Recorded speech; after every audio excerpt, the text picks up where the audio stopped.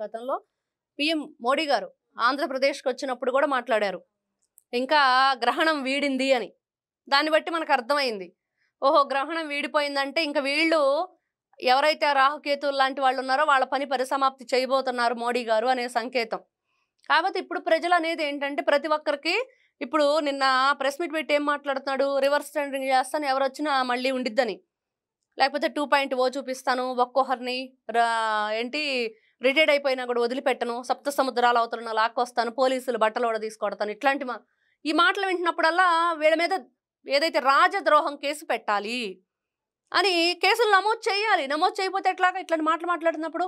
ఆయన అవినీతి చేసి అన్యాయంగా అక్రమంగా మనుషుల్ని కొట్టి థర్డ్ డిగ్రీ ఇప్పించి అతను చేసిన పనులు అయితే ఉన్న దాని మీద క్వశ్చన్ చేస్తే థర్డ్ డిగ్రీ ఇప్పించారు.